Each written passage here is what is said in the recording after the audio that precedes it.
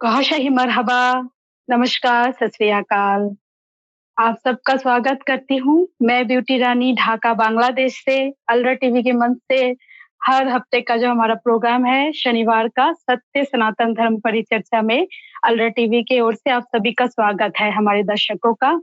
आज आप सबसे ज़्यादा समय ना लेते हुए चलिए हम शुरू करते हैं, हमारे पैनलिस्ट को बुलाते हैं जो हमको भगवान श्री काल के अवतार जी का गीता का जो आध्यात्मिक वर्णन है वो सुनाएँगे।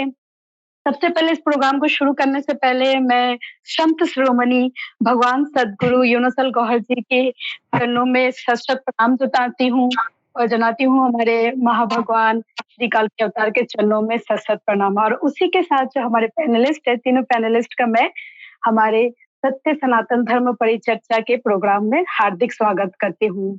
आशा करती हूँ आप सभी अच्छे हैं, सुस्वस्थ हैं। नमस्कार स्वामी जी, नमस्कार संत राजेंद्र नमस्कार। बाबू जी, नमस्कार, जी। नमस्कार जी, राज ज्योति जी। चलिए हम आज ज़्यादा आप लोगों का समय वैसे बातों में नष्ट ना करके आप लोगों से ज्ञान की बातें सुनने के लिए उत्सुक है, तो मैं अपना सवाल जो है ना झटपट आप लोगों के सामने रखती हूँ ताकि हमारे जो दर्शक हैं उनको गीता का सुंदर-सुंदर वर्णन आप लोगों से सुनने को मिले। तो पहला सवाल है मेरा स्वामी जी से। स्वामी जी आपका सवाल रहा ये, यथार्थ युद्ध क्या है? महाभारत के युद्ध क्यों हुए हैं? उसकी आध्यात्मिक महत्व क्या है? अध्याय 3 के श्लोक नंबर 25 से 30 के आलोक में समझाने की कृपा करें। स्वामी विश्वानंद महाराज जी। जी। प्रथम ये 2 प्रश्नों का जवाब देते हैं, फिर श्लोक पर जाते हैं। यथार्थ युद्ध क्या है? हर एक युग में अवतारों ने, भगवानों ने आकर समग्र मानव जात को समझाने के लिए प्रतीकात्मक, लोगों को समझ में आ जाए इसलिए प्रतीकात्मक बाहरी युद्ध दिखाया और वो दिखाकर लोगों के जीवन में, उनके शरीर में जो आसुरी संपदा यानी कि बेली बटन, नाभि कमल से नीचे के क्षेत्र में आसुरी संपदा और हृदय कमल और ऊपर के क्षेत्र में जो देवी संपदा है, वो दोनों के बीच जो जीवन भर भावों का, विचारों का, प्रैक्टिकल अच्छे कर्म करना, फिर कभी-कभी बुरे कर्म हो जाते हैं, ये सब आंतरिक जो सतत युद्ध चलता रहता है, वे युद्ध समग्र मानव जात के लिए यथार्थ युद्ध है। अपने हर एक मानव के शरीर के अंदर नाभि कमल में जो परीक्षक के रूप में जो असुर बैठा है, उसको पवित्र करके उसको हरा देना, ये सच्चा आंतरिक युद्ध में हम सबको विजयी हो जाना है, यही आंतरिक युद्ध है। और महाभारत के युद्ध का आध्यात्मिक महत्व क्या है? तो भगवान श्री कृष्ण के समय में भारत भूमि में बसा हरियाणा राज्य के कुरुक्षेत्र के मैदान में जो महाभारत का युद्ध भी तो बाहरी के युद्ध लोगों को समझाने के लिए बताया गया और हुआ भी है, लेकिन वे युद्ध का आध्यात्मिक महत्व यही है कि हर एक साधक अर्जुन है और हर एक के सद्गुरु कृष्ण भगवान के रूप में जो मनुष्य जो समय में दौर में चलता है, तब जो सद्गुरु को पाता है वो कृष्ण भगवान के रूप में है।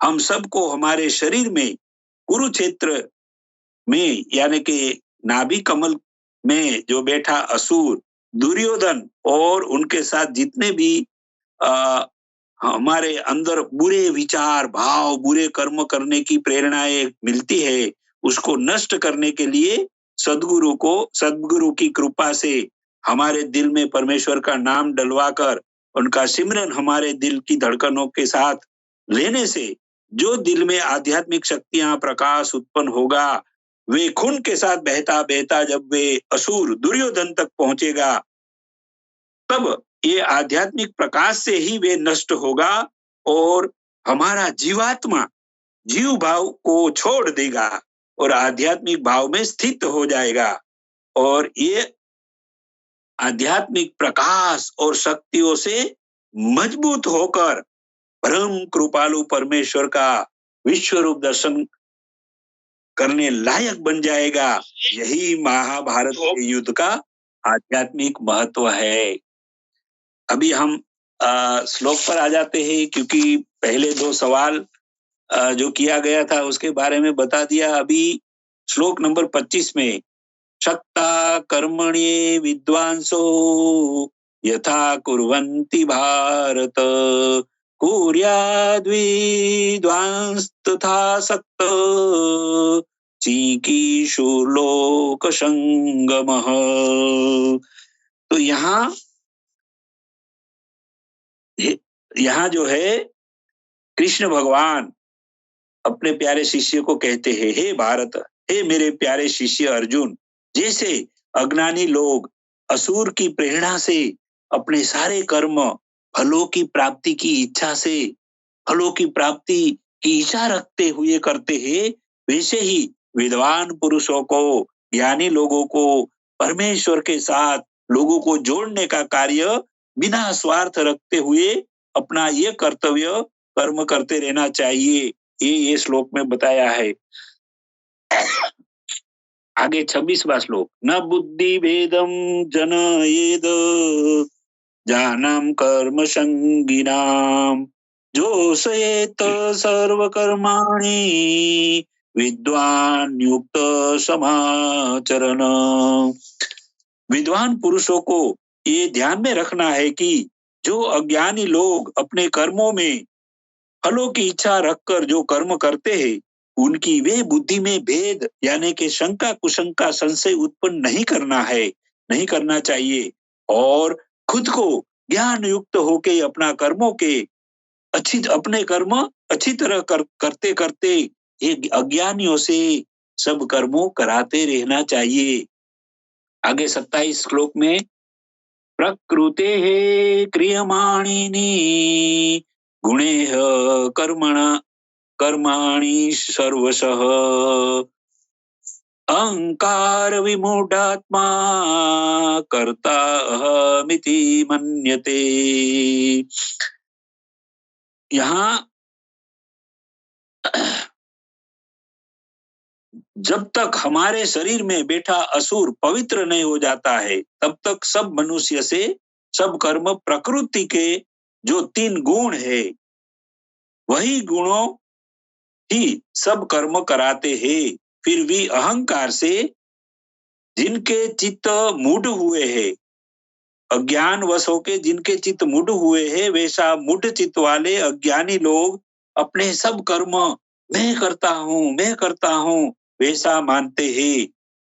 आगे 28वां श्लोक में तत्त्ववितु महाबाहो गुण कर्म विभागयोः गुणा गुणेषु वर्तन्त इति मत्वा न सज्जते।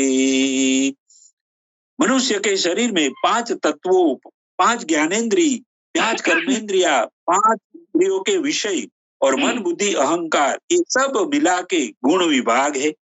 और ये गुण विभाग के 23 घटक है।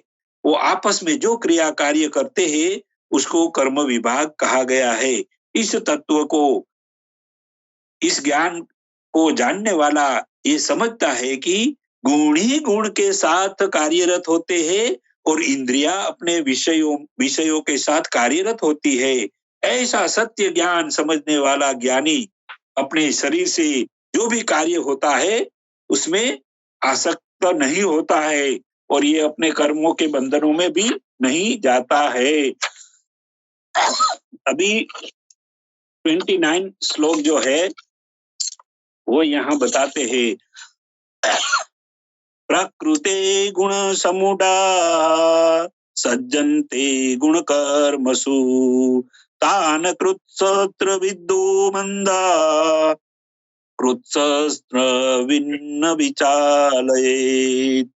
तो ये जो मनुष्य प्रकृति के गुणों से मोहित होता है, वैसा मनुष्य गुणों और कर्मों से आसक्त हो जाता है। वैसा अल्प ज्ञानी मनुष्यों को पूर्ण ज्ञानी मनुष्यों ने उनके अपने कर्मों से विचलित नहीं करना है। 30वें श्लोक में कहा, मयि सर्वाणि कर्माणि सन्न्यस्याध्यात्मचेतसा निराशी निर्ममो मुत्वा युद्धस्व विगत ज्वरः। यहाँ भगवान श्री कृष्ण अपने प्यारे शिष्य को, अर्जुन को समझा रहे हैं कि तेरे दिल में जो आत्मा है उसमें तेरा चित लगा के तेरे सब कर्म मुझ परमात्मा में अर्पण करके फलासक्त रहित होके, ममता रहित होके, शोक रहित होके, केवल दिल में सिमरन करके आध्यात्मिक शक्तियां उत्पन्न करके उससे ही तेरा असुर को नष्ट करने का, ये युद्ध करने के लिए तू तैयार हो जा है मेरे प्यारे वत्स शिष्य, ये असुर को नष्ट करने का युद्ध करने के लिए तैयार हो जा। ये बात यहाँ 30वें श्लोक में समझाई है। जी दीदी। बहुत धन्यवाद, बहुत शुक्रिया, बहुत सुंदर, बहुत अच्छा लगा आपको सुन के स्वामी जी, बहुत शुक्रिया, बहुत खूब। अब जो दूसरा सवाल है वो मैं ज्योति से करूंगी, सवाल नंबर 2। तो ज्योति आपके लिए सवाल है।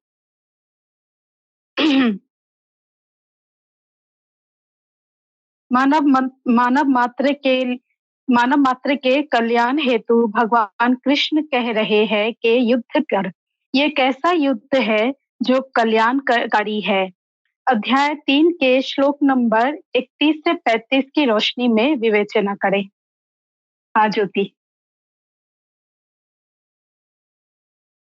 जी, कौशल मेरे पास जो भगवान कृष्ण है, वो युद्ध करने की जो बात कह रहे हैं इस अध्याय में, वो युद्ध ऐसा नहीं है कि आपको तलवार लेकर और लोगों को मारना। ये युद्ध आंतरिक युद्ध है, यानी सजातीय और विजातीय शक्तियों का युद्ध है। ये अपनी जो धर्म क्षेत्र और कुरुक्षेत्र के बीच का संघर्ष है ये युद्ध।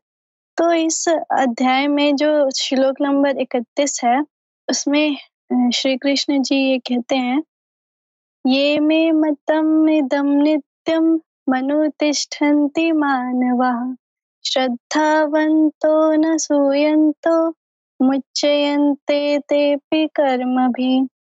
यानी हे अर्जुन, जो कोई मनुष्य दोष दृष्टि से रहित होकर श्रद्धा भाव समर्पण से संयुक्त हुए सदा मेरे इस मत के अनुसार बरतते हैं कि युद्ध कर, वे पुरुष भी संपूर्ण कर्मों से छूट जाते हैं।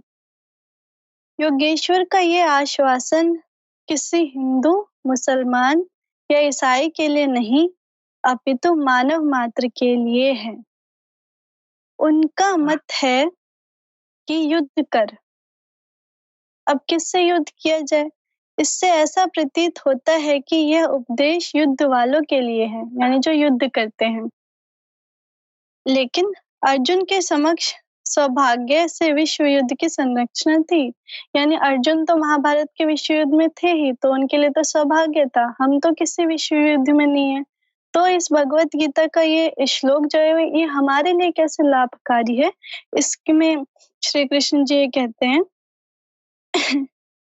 कि आपके सामने तो कोई युद्ध नहीं है, आप गीता के पीछे क्यों पड़े हैं? क्योंकि कर्मों से छूटने का उपाय तो युद्ध करने वालों के लिए है, यानी किंतु ऐसा कुछ नहीं है। वास्तुतः यह अंतर्देश की लड़ाई है, यानी आंतरिक, हमारे जो अंतर्मन की लड़ाई है। क्षेत्र और क्षेत्रज्ञ का, विद्या और अविद्या का, धर्म क्षेत्र और कुरुक्षेत्र का संघर्ष है। आप ज्यों-ज्यों ध्यान में चित्त का निरोध करेंगे तो विजातीय प्रवृत्तियां बाधा के रूप में प्रत्यक्ष होंगी। यानी जैसे हम जब आम जिंदगी जीते हैं तो उसमें तो हमें कोई कठिनाई नहीं आती, मतलब संसारिक कठिनाइयां आती हैं, लेकिन ईश्वर के मार्ग में हम पूजा पाठ करते रहते हैं और हमें ऐसा नहीं प्रतीत होता कि किसी ने हमें रोका हुआ है। हम करते हैं, किताबें भी पढ़ते हैं, मंत्र भी उच्चारण करते हैं।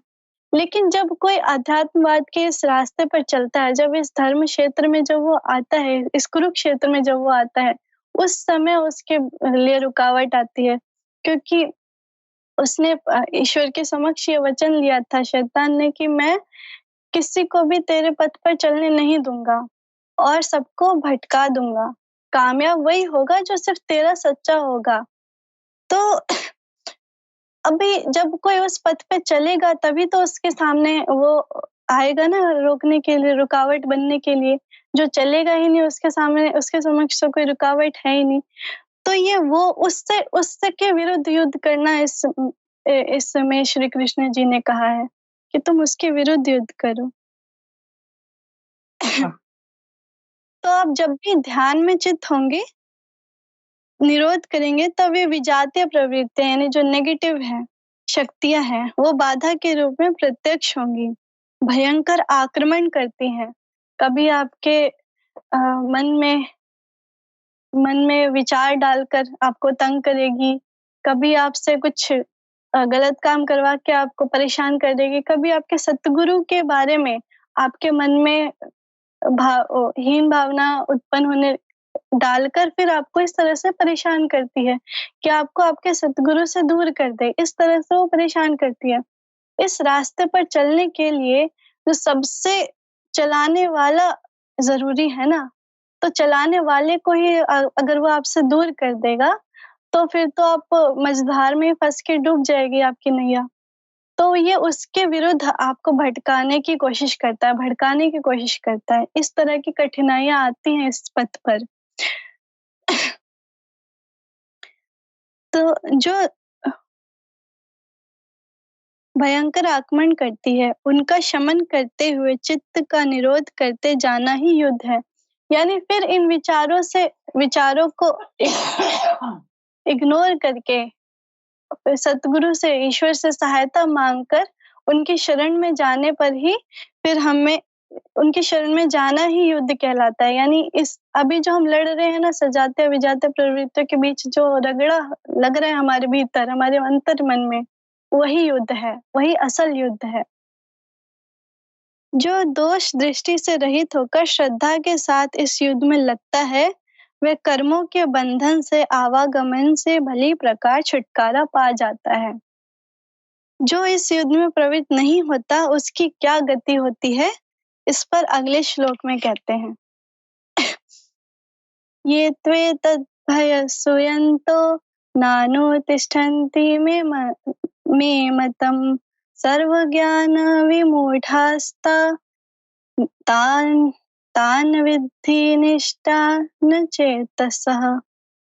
कि जो दोष दृष्टि वाले अचेतसः का अर्थ होता है मोहनिशा में अचेत लोग मेरे इस मत के अनुसार नहीं बरतते, यानी जो युद्ध नहीं करते, इस पथ पर नहीं चलते, अर्थात ध्यानस्थ होकर आशा, ममता और शांता परहित होकर समर्पण के साथ युद्ध नहीं करते, सर्व ज्ञान विमूढ़ान, ज्ञान पथ में सर्वथा मोहित उन लोगों को तो कल्याण से भ्रष्ट हुआ ही जान।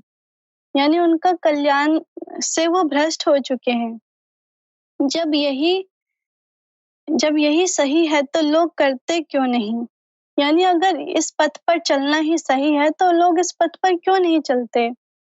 इस पर श्री कृष्ण जी कहते हैं, सदृष्टम चेष्टते सवस्सः प्रकृते ज्ञानार न वानपि प्रकृतिम यान्ति भूतानि निग्रह किम करिष्यति। यानी सभी प्राणी अपनी प्रकृति को प्राप्त होते हैं, यानी जिस प्रकृति पर उसको बनाया गया है उसी प्रकृति को मनुष्य प्राप्त होगा। अब ईश्वर ने, जैसे ईश्वर धर्म किताब में महाभगवान कल के अवतार सरकार गौर शाही जी ने भी फरमाया है ना कि मनुष्य को कई प्रकार का बनाया गया। यानी कोई मनुष्य जो है उसको ईश्वर ने चाहा कि ये मुझे अपने गुस्से से पहचाने, यानी ईश्वर के क्रोध से पहचाने, तो वो ऐसा कोई कर्म ही तो करेगी जिससे ईश्वर को उन पे क्रोध आए, तभी तो ईश्वर को वो इस तरह के कर्म करेगी ना, तो ईश्वर को उन पे क्रोध आएगा, तो वो क्रोध से ईश्वर को पहचानेगी, यानी जब उनको सजा मिलेगी उसकी। दूसरे इस तरह के मनुष्य हैं जिनको ईश्वर ने स्वर्ग के लिए बनाया, तो वो अच्छे अच्छे पूजा पाठ आचरण, लोगों की सहायता करेंगे और दान पुण्य का काम करेंगे। और कुछ ऐसे भी मनुष्य हैं जिनको ईश्वर ने केवल अपने लिए बनाया, अपने प्रेम के लिए बनाया, तो वो संसार को त्याग कर उसकी खोज में निकल पड़ेंगे, जंगलों में जाएंगे, तपस्या करेंगे।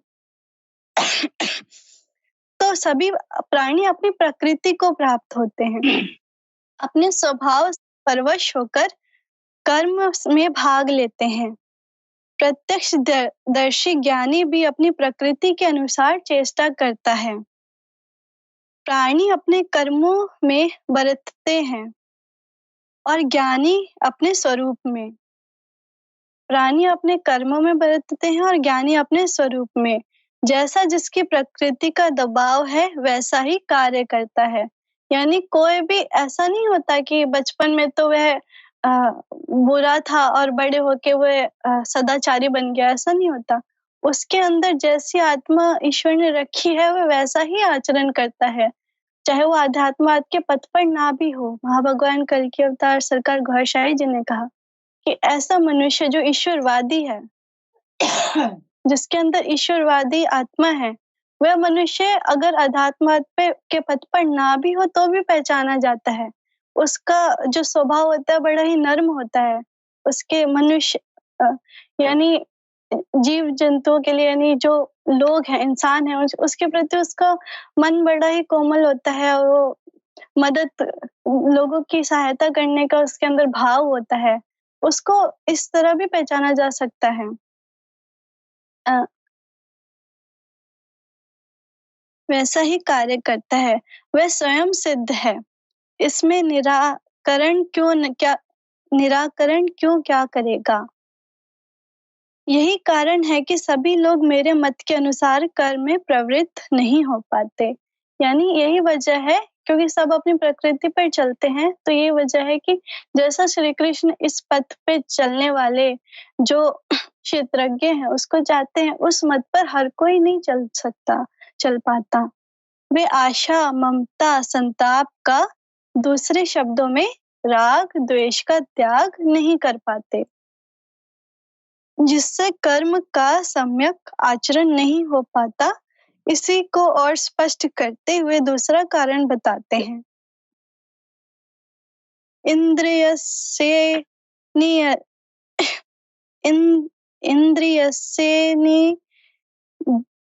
नद्रियस्यार्थे रागद्वेषो व्यवस्थितौ तयोर्नं वशमागच्छतौ हास्य परिपंथिनो। यानी इंद्रिय और इंद्रियों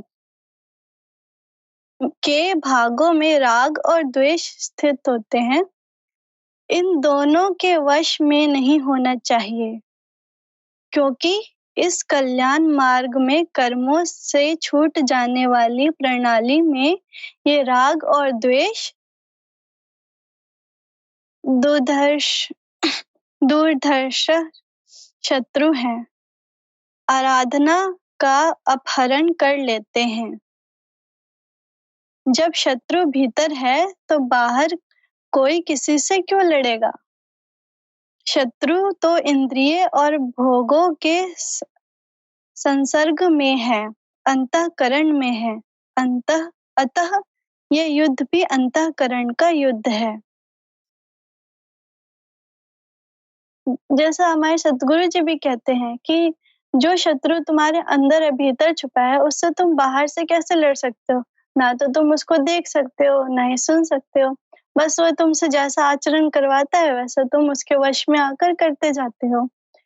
तो ये युद्ध बाहर का है ही नहीं, ये तुम्हारे भीतर का युद्ध है, क्योंकि शत्रु कहीं बाहर नहीं है, वो तुम्हारे भीतर छुपा हुआ है। इसी को अंतःकरण कहा गया है। जी ज्योति, बस हाँ, बहुत शुक्रिया, सुंदर, बहुत अच्छे से। जी, आपने बहुत सुंदर तरीके से समझाया है ज्योति। वेरी गुड, बहुत अच्छा लगा, बहुत खूब, उत्तम।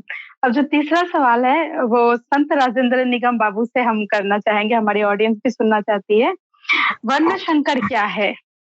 वर्ण शंकर कैसे पैदा होता है, गीता जी की रोशनी में विषाद विवेचना करें। संत राजेंद्र निगम बाबू।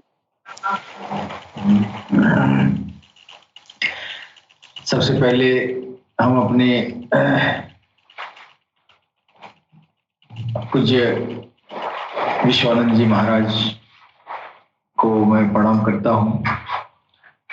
तत्पश्चात हमारे ब्यूटी दीदी और हमारी प्यारी प्यारी छोटी बहन ज्योति दीदी, हमको बड़ा पसंद हुआ कि ज्योति दीदी हमारी इतनी प्यारी आवाज भी है इसकी और बहुत बेहतरीन इन्होंने जो है गीता का तशरीह किया है और बड़ा खुशी की बात है, इतनी बेहतरीन जवाब दी। इस उम्र में भगवान ने कितना इनको जो है नवाजा है, ईश्वर की ये सदगुरु की कृपा है कि आवाज भी मीठी है और पैगाम भी मीठा है और इतनी बेहतरीन बात। बहरहाल हम ये जो है दुआ करेंगे बहन को मजीद हमारी बहन की मर्तबे मालिक बुलंद अता फरमाए।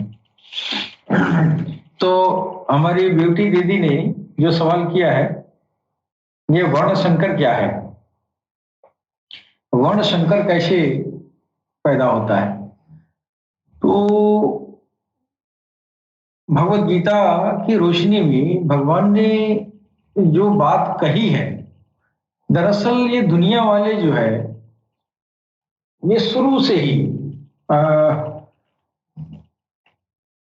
ये भगवान की बात लोगों ने समझ नहीं पाई और न समझने की वजह से इतना हमारे दीन का दुर्दशा लोगों ने कर दिया। भगवान कृष्ण जो कहना चाहते हैं वो ये आम नहीं हो पाया और ये चूंकि गुह्यतम ज्ञान है, थोड़ा जटिल चीज है, इसलिए इसमें जो है बड़े साधक लोग जो हैं लाखों में कोई एक हमारे स्वामी जी महाराज जैसे इक्का-दुक्की लोग हैं दुनिया में जो गीता की जो रहस्य को जान पाए और उस रहस्य के जरिए मानव सेवा भी कर रहे हैं और इससे इंसानियत प्रलाभित भी हो रही है। तो बहरहाल मैं बहन जी के सवालों का जवाब देना चाहूंगा कि भगवान कृष्ण ने जो है ये जो है एक वर्ण शंकर की बात कही है। वर्ण शंकर होता क्या है? वर्ण शंकर वास्तव में वर्ण शंकर उसको कहते हैं कि आप आध्यात्मिक रास्ता चल रहे हैं, रूहानियत पे चल रहे हैं या राह सुलूक चल रहे हैं या तरीका चल रहे हैं या योग साधना के रास्ते पे चल रहे हैं, आप हवन यज्ञ की क्रिया कर रहे हैं, सब एक ही चीज है, अलग अलग नामों से ये रखा गया है। आराधना भी उसी का नाम है, हवन यज्ञ कर्म भी उसी का नाम है। ये ईश्वर के रास्ते में चलना। तो जब ईश्वर के रास्ते में इंसान चलता है तो उसमें जैसा कि ज्योति बहन ने कहा है कि ये अंतर्द्वंद की लड़ाई है, ये बाहर की लड़ाई नहीं है। और अंतर जो है जो द्वंद हो रहा है वो आसुरी और ये जो है दैवीय संपद के बीच में हो रहा है। तो आसुरी और दैवी संपद की जो लड़ाई है उस लड़ाई में जो है कभी कभी साधक जो है गुमराह हो जाता है। अब गुमराह कैसे हो जाता है कि वो वास्तविकता, जैसे गीता को हमने पढ़ा और पढ़ के और ये जो है धर्म का पखंड करना शुरू कर दिया तो उसके वो वर्ण संकर का कारक हो जाएगा, वो संकर बन जाएगा, वर्ण संकर।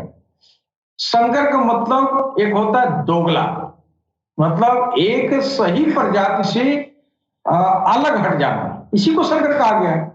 इस संकर बीज जो है पौधों में भी जो है क्रॉस करवा के और नए तरह के क्वालिटी के बीज पैदा किए, क्या है संकर है।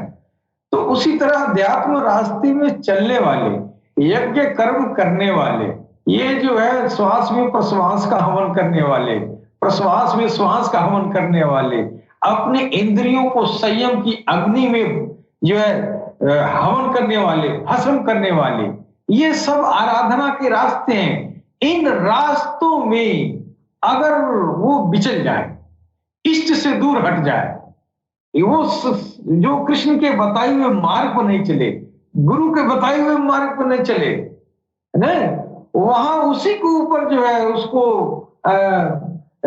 शक संदेह पैदा हो जाए कि ये तो भगवत प्राप्ति वाले गुरु हैं, ये जो है परमात्मा जो है प्राप्त करने वाले परमात्मा परायण गुरु हैं, और ये जो है चाय पी रहे हैं, ये तो गुटखा खा रहे हैं। तो इस तरह की बातें आ जाती हैं। वो कहां से? वो दुर्योधन की तरफ से, वो शैतान की तरफ से। वो जब अंदर आता है तो उसको गुमराह करता है, और वो जो है अपनी फिलॉसफी, यानी वो दुर्योधन की फिलॉसफी में पड़ जाता है कि ये जब परमात्मा परायण है और ये चाय कैसे पी रहा है, चाय नहीं पीना चाहिए, चाय व्यसन है, और ये व्यसन तो इनके ऊपर कैसे व्यसन में आ गया। तो वो चीजें वो उसमें जो है उसके जहन में जब आता है, तो अब वो जो सीधा रास्ता चल रहा है, वो जो है जकुरियत का, खसियत का, खुशियत का, हुर्रियत का, अब वो आगे उसका जाना है, और अभी जकुरियत में ही है, और यही शंका पैदा कर लिया है ना, गुरु से ही विमुख हो गया, गुरु पहली उंगली उठा दिया है कि नहीं, फिर अपनी फिलॉसफी लगा दिया, जब अपना दर्शन पेश किया फिर उस रास्ते से अलग हो गया। यही कारण है कि सारे धर्मों में अध्यात्म एक ही सत्य धारा चारों तरफ घूम रही है, यही गीता की धारा है, हर जगह घूम रही है। लेकिन गीता पढ़ने वालों में भी बहुत सारे मत हो गए, गीता के बहुत सारे जो है इसके भाष्य कर दिए गए, लेकिन जो मुख्य जो बात है, जो उस पर डटा रहा, वो अपने मार्ग पर अग्रसर होता रहा, अपने कार्य में श्रेष्ठता हासिल किया, और ब्रह्म परायण भी हो गया, परमात्मा परायण भी हो गया। बीच में जिन लोगों ने पथ भ्रष्ट हो जाते हैं, शैतान के दबाव में, शैतान अपहरण कर लेता है, दुर्योधन दखल कर देता है, तो एक मत का विकास होता है, और वो मत एक बहुत बड़ा एक जमहूरियत, एक ऐसा एक जो है जनमानस खड़ा हो जाता है, जो सत्यता से कुछ अलग हट के होता है, सत्य का दावा करता है लेकिन अलग हो जाता है। तो वो वर्ण संकर है कि नहीं? अब हमारे जो है सारे धर्मों में एक जो भगवान कृष्ण ने बताया, हम उसको सीधा सही सीधे रास्ता नहीं समझ के उसमें भटकाव आ गया, वर्ण संकर हो गए। उसी तरह अब कुरान एक ही है, और ये जो है पैगंबर एक ही है, अल्लाह एक ही है, लेकिन 73 तरह के लोग हैं। वो 73 क्या है? वो वर्ण संकर है, यानी जो सीधी रास्ता से हट गया वो वर्ण संकर में चला गया। इसी को जो है भगवान कृष्ण जो है वर्ण संकर के रूप में बता रहे कि ये इसमें भी संकर होता है। संकर का मतलब ये नहीं होता है कि ये जो है हमारे समाज की स्त्रियां दूषित हो जाती हैं तो फिर जो है वो बच्चे जो पैदा होंगे वो हराम के होंगे, ऐसा मतलब नहीं है। जबकि सीधा अर्थ लोग यही लगाते हैं कि अर्जुन कह रहा है वर्ण संकर की जो है का डर लगता है, वर्ण संकर का अंदेशा है ना, लेकिन भगवान कृष्ण कुछ और कह रहे हैं। वर्ण संकर ये नहीं है, वर्ण संकर तेरे साधना के रास्ते में, आराधना के रास्ते में ये जो यज्ञ हवन प्रक्रिया है, जो ये सांसों की क्रिया है, जो भगवत प्राप्ति की तरफ अपने इष्ट पर निर्भर होकर और निष्काम भाव से तू चल रहा है, उसमें विघ्न उत्पन्न हो जाना और उसका एक थ्योरी आ जाना, उसका एक अलग जो है विभाग निकल जाना, एक अलग मत का प्रतिपादन हो जाना, वर्ण संकर है कि नहीं? अब भगवान कृष्ण ने इस तरह बताया है कि उत्सी देय सूरी में लोका न कुर्या कर्म चेद हम शंकरस्य च कर्ता श्यामुपहन्यामिमा प्रजा, यानी मैं सावधान होकर कर्म न करूं तो यह सब लोग भ्रष्ट हो जाएंगे। यही वो साधना क्रिया जो सावधान होकर न करूं तो मैं संकरस्य यानी वर्ण संकर करने वाला हो जाऊं। इस सारी प्रजा का हनन करने वाला और मारने वाला बनूं। अगर साधक रास्ता विचलित हुआ तो वो जो है सारी प्रजा का हनन करने वाला यानी जनमानस के बीच इस काल पैदा करने वाला होगा। यही हो रहा है दुनिया में, यही हो रहा है हर जगह, यही हाल है कि वर्ण संकर पैदा हुआ और कृष्ण के राह से वास्तव में भटक गया। नाम है कृष्ण का, काम कृष्ण का नहीं है। स्वस्वरूप में स्थित महापुरुष सतर्क रहकर यदि आराधना क्रम में न लगे रहे तो समाज उनकी नकल करके भ्रष्ट हो जाएगा। यह वही बात है कि भगवान कृष्ण के ऊपर जो है आज भी दुनिया वाले कहीं कहीं किसी जीवन के क्रियाकलाप में उंगलियां भी उठाई जाती है। उसी पर यह कहा गया कि तुम उस ये ब्रह्म स्थित महापुरुष के ऊपर जो है जो तुम उंगलियां उठाते हो, आज हमारे सरकार गौरशाही के ऊपर भी उन लोग उंगलियां उठाने वाले हैं, तो ये सब वर्ण संकर वाले हैं। तो ये जो है अगर आराधना क्रम में अगर वह जो है पथ भ्रष्ट हो जाए तो वह जो है उसके जो मानने वाले होंगे वो सारे के सारे पथ भ्रष्ट हो जाएंगे। महापुरुष ने तो आराधना पूर्ण करके परम नैष्कर्म्य की स्थिति को पाया।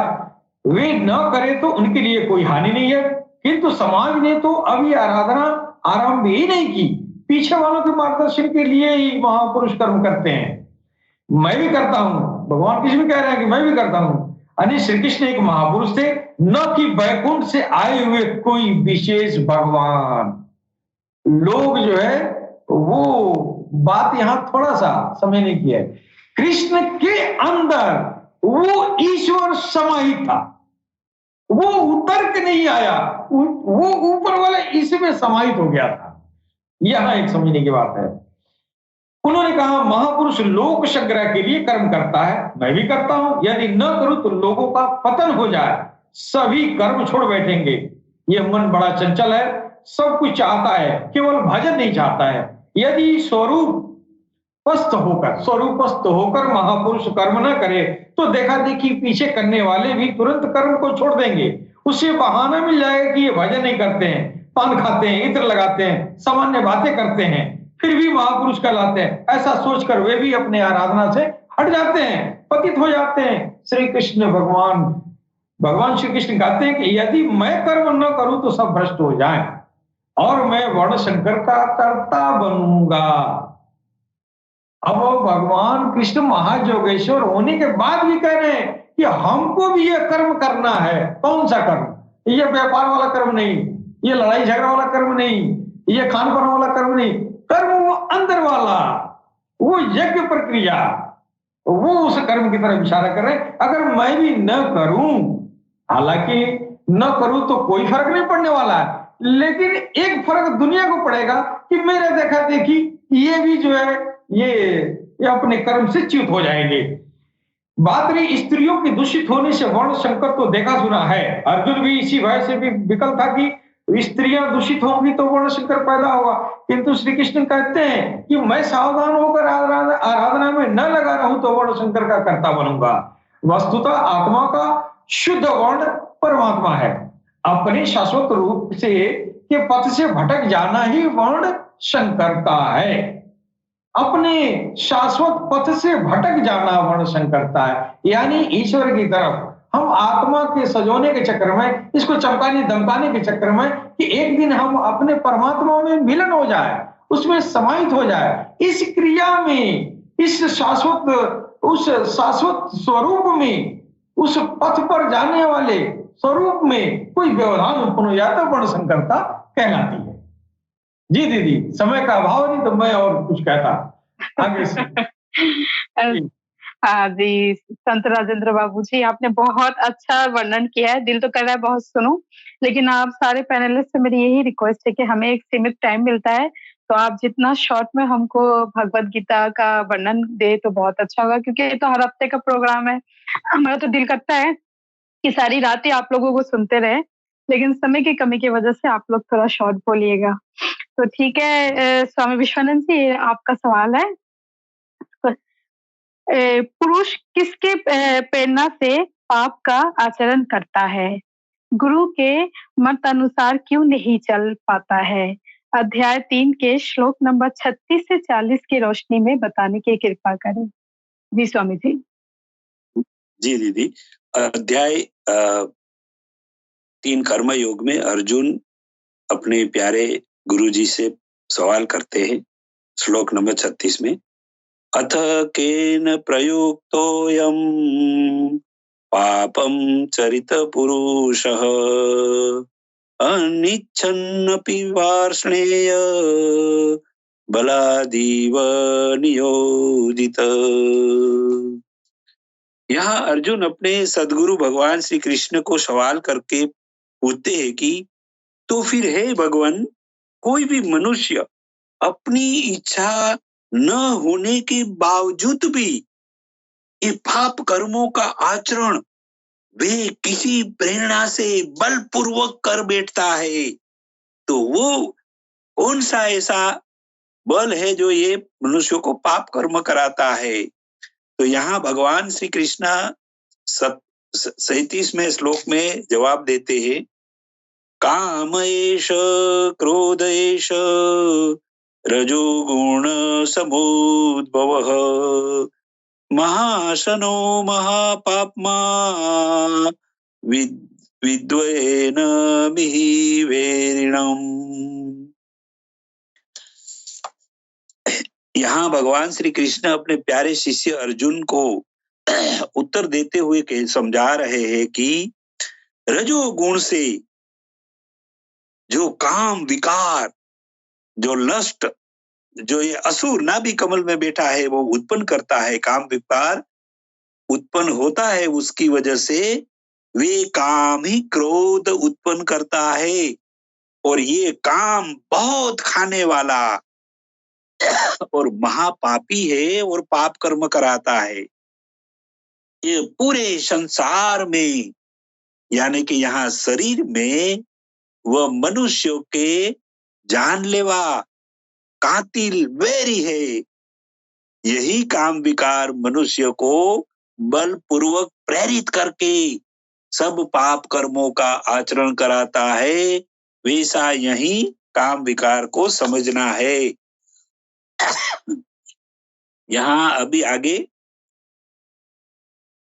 38वें श्लोक में, धूमेना व्रियते विह्नि यथार्दशो मलेन च यथो लंबेन वृतो गर्भस्तथा तेन दमावृतम। जैसे धुआं से अग्नि साफ दिखता नहीं है, आईना पर मिट्टी मैल जम जाता है तो आईने में हमारा चेहरा साफ नहीं देख पाते हैं, वैसे गर्भवती महिला के गर्भ ओर से ढका हुआ रहता है। इसी तरह ये काम वासना से ज्ञानी का ज्ञान ढका हुआ छुपा ही रहता है। 39वें श्लोक में, आवृतम ज्ञानमेतेन ज्ञानिनो नित्यभेरिणा कामरूपेण कौन्तेय दुष्पुरेणानलेन च। हे अर्जुन, कदापि तृप्त न होने वाला ये काम विकार समान अग्नि ज्ञानी जनों का नित्य का शत्रु दुश्मन है। ये काम ही काम की प्रेरणा देने वाला असुर नाभि कमल में बैठा है, उसको पवित्र करना होता है। जब तक ये पवित्र नहीं होता है तब तक ज्ञानी जनों का ज्ञान ये काम वासना से ढका हुआ बंद ही रह जाता है, प्रकट नहीं कर पाता है। यहाँ 40वें श्लोक में, इंद्रियाणि मनोबुद्धि रस्याधिष्ठानमुच्यते एतैर्विमोहयत्येष ज्ञानमावृत्य देहिनम्। मनुष्य की इंद्रिया, मन, बुद्धि, ये तीन काम वासना का आश्रय स्थान है। वहां काम विकार रहता है। यह काम, ये तीनों से, तीन जगहों से मनुष्य में ज्ञान को ढक कर मनुष्य में बसा हुआ जो जीवात्मा है, जो आत्मा जीव से भोग विलास और काम विकारी भावनाओं से जुड़ता है, तब वो जीवात्मा कहलाता है। वो जीवात्मा को मोह उत्पन्न करने वाला ये काम विकार ही है, ऐसा यहाँ भगवान श्री कृष्ण समझा रहे हैं। जी दीदी। बहुत बहुत उत्तम, अति उत्तम, बहुत सुंदर, बहुत अच्छा लगा आपको सुन के स्वामी जी। बहुत धन्यवाद आपका। अब ज्योति, हम आपके तरफ जा रहे हैं। ये सवाल है आपका। अध्याय 3 शत्रु विनाश प्रेरणा में शत्रु का आंतरिक स्वरूप क्या है? शत्रु विनाश की प्रेरणा कैसे दी गई है? जी ज्योति। हाँ, शत्रु जी अभी आ रही है? हाँ, शत्रु विनाश की प्रेरणा दी जा रही है। ये जानने से पहले हमको ये जानने की आवश्यकता है कि असल में वास्तव में शत्रु है कौन? हमारा शत्रु है कौन?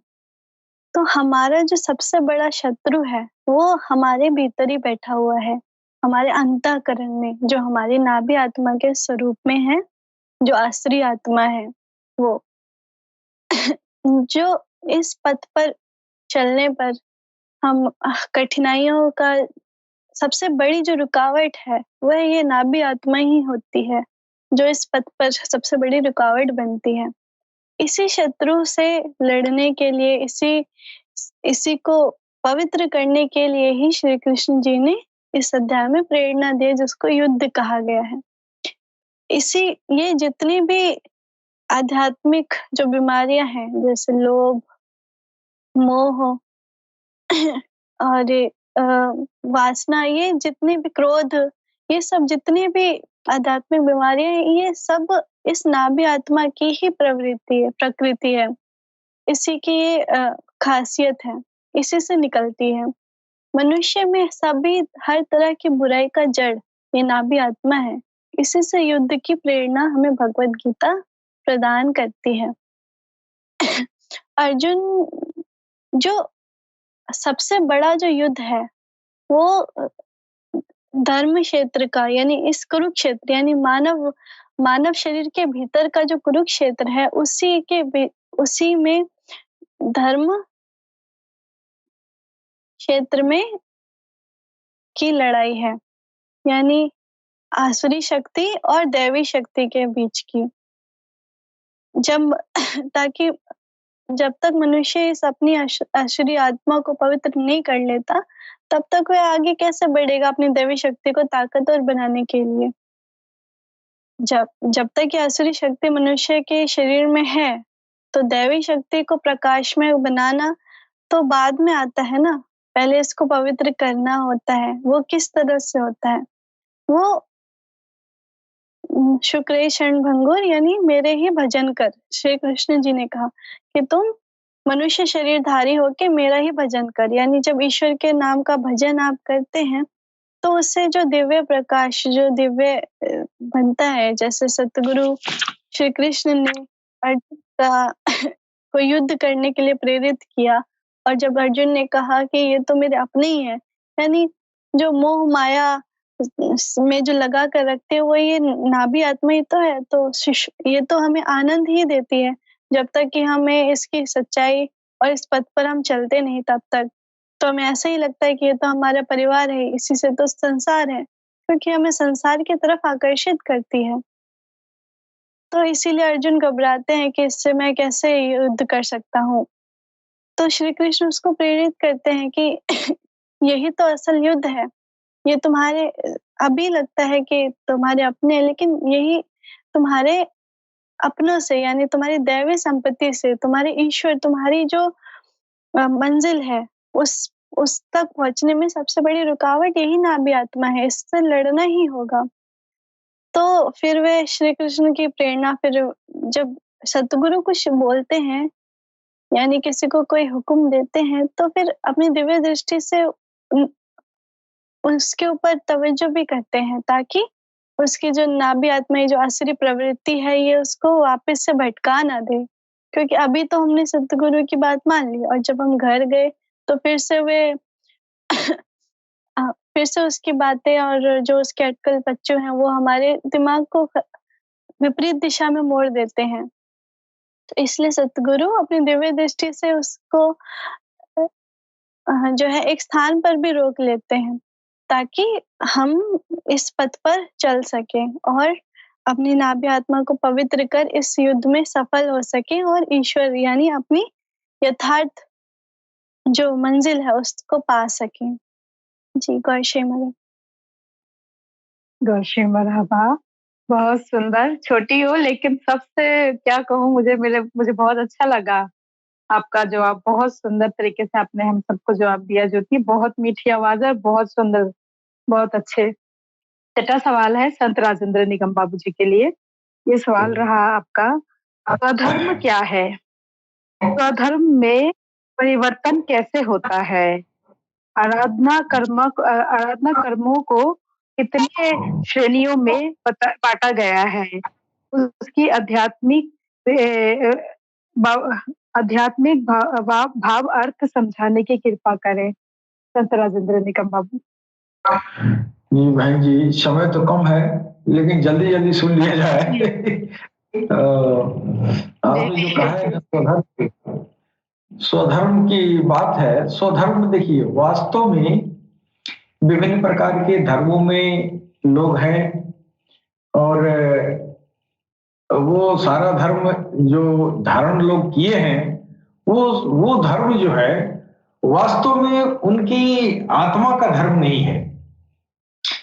वो धर्म जो है दरअसल वो ये ढांचे का, इस जिस्म का धर्म है, इस चोले का धर्म है। कोई पीला पहनता है, कोई लाल पहनता है, कोई काला पहनता है, कोई टोपी लगाता है, कोई कुछ करता है, कोई नमाज पढ़ता है, कोई घंटा बजाता है। तो ये सब धर्म जो है ये बाहरी धर्म है, ये जिस्म के धर्म है। लेकिन इसके अलावा एक ऐसा धर्म होता है जो स्वयं के लिए होता है। और स्वयं क्या है? स्वयं में जो है वो आपकी आत्मा है। उस धर्म से, जिस धर्म से आपकी आत्मा का कल्याण हो, वो आपका स्वधर्म है। और स्वधर्म आपको धर्म के विभिन्न प्रकार के अरकानों से, नियमों कानूनों से जो गुजरना होता है, वो जो है जिस्म को गुजरना होता है। लेकिन उस धर्म में निहित जो अध्यात्म ज्ञान है, वो अध्यात्म ज्ञान आपको स्वधर्म की तरफ ले जाता है। यानी धर्म जो है दो तरह का हो गया, एक स्वधर्म और एक परधर्म। परधर्म यानी इस वास्तविक धर्म से अलग है। पर का मतलब दूसरा तीसरा ये जो है नहीं है। पर का मतलब ये कि आपका एक अन्य धर्म है, यानी गौण। और गौण कौन धर्म है? हिंदू, मुस्लिम, सिख, ईसाई, यहूदी, तरह तरह के ये धर्म है। ये गौण है जो आपका गौण इसलिए कि आपके जिस्म तक रहेगा ना। अब जिस्म जो है कब्र में दफना दिया गया, सारा मुसलमानी खत्म। आपको आग में जला दिया गया, सारा हिंदुआई खत्म। लेकिन आत्मा में अगर राम बस गया, आत्मा में राम आ गया, या राम में आत्मा मिल गया, फिर ये जो है स्वधर्म है आपका। ये धर्म, स्वधर्म हमेशा रहेगा। इसी स्वधर्म को दरअसल सनातन कहते हैं। इसलिए ये हमेशा था और हमेशा रहेगा। क्यों? तो उस धर्म के कानून पर चल के आत्मा को चमकाया, फिर परमेश्वर में, ईश्वर में विलीन हो गया। फिर जब विलीन हो गया तो वो हमेशा से रहने वाला सनातन ईश्वर से आया, फिर हमेशा से रहने वाला यही आत्मा सनातन उस सनातन में मिल गया। दरअसल यही स्वधर्म है और इसी स्वधर्म को ही सनातन कहते हैं। सनातन का नाम परंपराओं से मतलब नहीं है, परंपराओं का नाम सनातन नहीं है। सनातन आत्मा और परमात्मा के संयोग की आराधना विधियां, ये इंसान का स्वधर्म है। आराधना की तमाम सारी विधियां हैं, आराधना का जो है तमाम सारे श्रेणी है। इन श्रेणियों को जो है ये जो है शूद्र, वैश्य और ये क्षत्रिय, ब्राह्मण कहा गया। दरअसल शूद्र, वैश्य, क्षत्रिय, ब्राह्मण ये बाहर जो बना दिया गया है, भगवान कृष्ण ने इसको कभी नहीं कहा। भगवान ने कहा तेरे आराधना की श्रेणियां है। चातुर्वर्ण मया सृष्टम गुण कर्म विभाग सब, यानी गुण कर्म के हिसाब से मैंने चतुर्वर्ण में बांटा। वो गुण कर्म कौन है? वो कर्म नहीं है जूता सीने वाला, वो कर्म अंदर का जो है ये जाप है, वो हवन क्रिया है, वो श्वास प्रश्वास में हवन है, इंद्रिय निग्रह है, वो अपनी ये जो है दुष्ट आत्माओं पर, अपनी जो है ये पापाचार आचरण पर संयम बरतने का नाम जो है ये स्वधर्म है। इस स्वधर्म को मतलब इस पर चलने वाला जो है स्वधर्मी है। और इस रास्ते को कई स्टेप में बांट दिया। जैसे भगवान कृष्ण ने कहा कि 4 वर्ण, ये 4 भागों में, इस रास्ते को 4 भागों में बांटा गया। जिस भाग पर जो है पहले भाग पर अगर पहुंचा तो वो शूद्र है, दूसरे स्टेज पर पहुंचा तो वो वैश्य है, तीसरे स्टेज पर पहुंचा तो वो जो है क्षत्रिय है, चौथे स्टेज पर पहुंचा तो वो ब्राह्मण है। मतलब स्टेज क्या है? ये जो है एक निकृष्ट, मध्यम, उत्तम और अति उत्तम। अब निकृष्ट क्या होता है? जैसे सरकार गौरशाह ने कहा कि हर इंसान जब वो उसके अंदर ईश्वर की ज्योति नहीं जाती है तो सनोवर होता है, यानी भोला वाला होता है। उसी को भगवान कृष्ण ने कहा निकृष्ट होता है। निकृष्ट का मतलब ये कि इतना भोला वाला है कि आदमी और जानवर में कोई अंतर नहीं है कि नहीं? लेकिन जब उसके अंदर भगवान की ज्योति जाती है, जब वो आराधना क्रिया में, जब वो यज्ञ क्रिया में लग जाता है, जब सांसों की क्रिया में लग जाता है, धड़कनों पर भगवान का सिमरन करने लगता है, अखंड संकीर्तन जब चालू जाता है, फिर उसकी उन्नति होती है। अब वो मध्यम वर्ग में चला गया। उस मध्यम वर्ग को वैश्य कहा गया। उस मध्यम वर्ग को सरकार गौरशाही ने कहा कल्बे सलीम हो गया। ये कल्बे सलीम वो मध्यम वर्ग है जिसको वैश्य कहा गया। और तीसरा स्टेज क्या है? ये जो है उत्तम। अब उत्तम किस हो गया? आपके आराधना क्रिया में, आपकी योग तपस्या की क्रिया में आपने उन्नति किया और ये आपका दिल, आपकी आत्मा ईश्वर की तरफ उन्मुख हो गया। अब आप हो गए कल्बे मुनीम। उसी को कहा उत्तम श्रेणी है, उसी को कहा क्षत्रिय श्रेणी है। अब वो आराधना में उसका जो है रुख जो है वो उन्मुख हो गया ईश्वर की तरफ। अब वो ईश्वर को के तरफ जा रहा है, अब उसको पीछे नहीं हटना है। इसी को कृष्ण कह रहे हैं कि तुम युद्ध कर, अब तू क्षत्रिय है, यहाँ तुम्हारा लड़ना काम है, यहाँ लड़ोगे नहीं तो पीछे हो जाओगे, यानी तुम क्षत्रिय से वैश्य में चले जाओगे, है कि नहीं? इसलिए इस आराधना कर्म में लड़ाई करो, युद्ध करो, फिर आगे तुम ब्राह्मणत्व को प्राप्त हो जाओगे। तो वही चौथा स्टेप पर ये जो है उन्होंने कहा स्वधर्म का कि ये जो है आराधना कर्म को चौथा श्रेणी है, ये अति उत्तम। जब ईश्वर की झलकियां इंसान के ऊपर पड़ गया, जब उसका दिल चमक दमक गया, तो जाहिर उसका दिल चमकेगा तो ईश्वर देखेगा। जब ईश्वर देखता है तो उसका देखना ही उसकी झलकियों का पड़ना है, उसका ईश्वर को आपकी आत्मा की तरफ मुतवज्जो हो जाना, ध्यान आकृष्ट हो जाना, आपकी तरफ देखना ही ईश्वर की तजल्लियां है। जब आपके ऊपर तजल्लियां पड़ी तो आपका दिल जो है वो शहीद हो गया, है कि नहीं? उसी को कहा अति उत्तम। अब आपके अंदर आप न रहे, अब कौन रहा? ब्रह्म आ रहा है, ब्रह्म आ गया, ब्रह्म की तजल्लियां आ रही है ना, आप शहीद हो गए, जो बचा है भगवान बचा है। इसको कहा ब्राह्मण, जिसके अंदर ब्रह्म आ गया, ईश्वर का वो कोई अंश आ गया, अब वो ब्राह्मण हो गया। लेकिन एक और श्रेणी बताया गया कि वो सर्वोत्तम श्रेणी है, जो सर्वोत्तम, तो वो अब तक इंसानियत के दिमाग से बाहर की बात थी।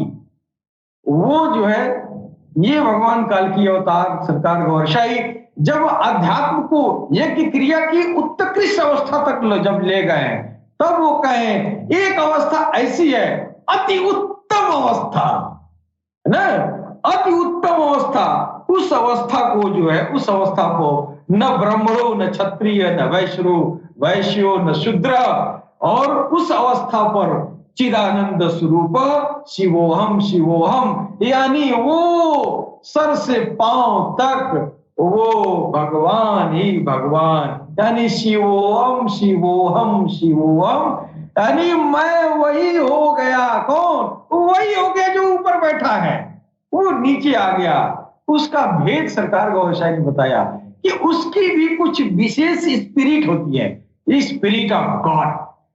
वो इंसान के ऊपर आके बैठ जाती है। जब वो आएंगी तो इंसान की जो बोलने वाली, देखने वाली, सुनने वाली जो आत्माएं हैं, जो स्पिरिट है, वो स्पिरिट जो है उन स्पिरिट से जब मिलती है तो जो आता है वहां से, जो ईश्वर का स्पिरिट ऑफ गॉड, उसके अंदर भी ये सब लताइफ होते हैं। वो लताइफ, ये लताइफ दोनों जब मिलते हैं तो ये शहीद हो जाते हैं, बच जाता है वही। अब सर से पांव तक वही है। वही कौन?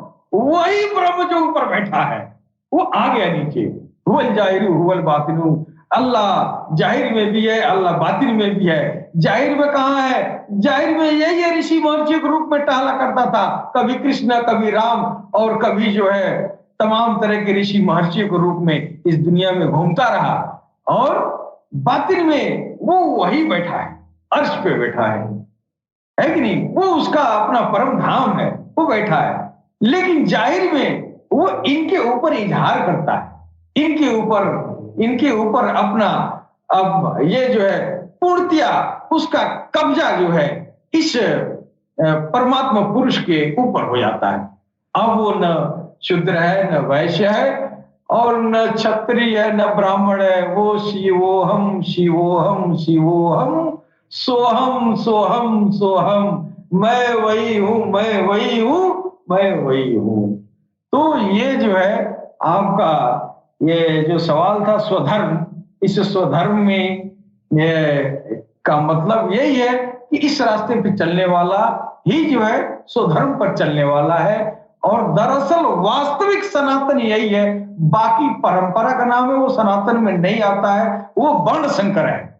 सनातन ये है आत्मा और परमात्मा, वो ज्ञान जिस ज्ञान के जरिए आत्मा परमात्मा में विलीन हो जाए, वो सनातन है। उसी वास्तविक सनातन को स्वधर्म कहते हैं। बाकी चोले का धर्म तो कुछ भी हो सकता है, लेकिन किसी भी धर्म से अगर जाएंगे, अगर वो रास्ता पकड़ लिए तो स्वधर्म में दाखिल हो जाएंगे। और जब स्वधर्म अंदर आ गया, ब्रह्म बन गया, उसके अंदर हूबहू वो चिदानंद स्वरूप हो गया, फिर उसके लिए प्यार ही प्यार। न वो हिंदू से नफरत करेगा, न मुसलमान से नफरत करेगा, न सिख से, न ईसाई से। उसके लिए उसकी सारी कृतियां हैं, वो सबसे प्रेम करता है, और वो प्रेम धर्म हो गया। तो दरअसल वो उसका मंजिल प्रेम है, और उसी जो है स्वधर्म को जो है प्रेम धर्म कहा गया। वास्तव में उस ओरिजिनलिटी है सनातन की, स्वधर्म है। और स्वधर्म क्या है? स्पिरिचुअलिटी है, रूहानियत है, राह सुलूक है। और ये जो है ये आपका अध्यात्म मार्ग है, आराधना का मार्ग है, यज्ञ का मार्ग है। और वही चीज यहाँ भी है जो सनातन से चला, आज इस्लाम तक भी आया। उसी मार्ग को अपनाने वाले गौस और ख्वाजा बन के तैयार हुए, जो जाहिर में उनके रूप में अल्लाह घूमता रहा, लेकिन अर्श पर बातिन में भी बैठा रहा।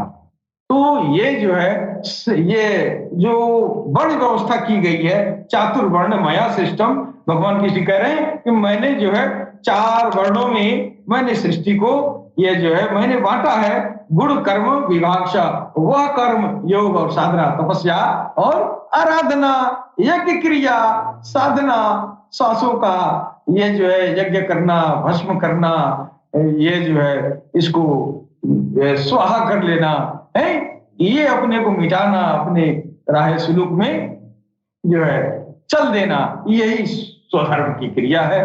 और इसी को कई वर्णों में बांट के लोगों को बताया, ये आराधना का मार्ग है, न कि तुम जाति धर्म बना के नफरत फैला रहे हो।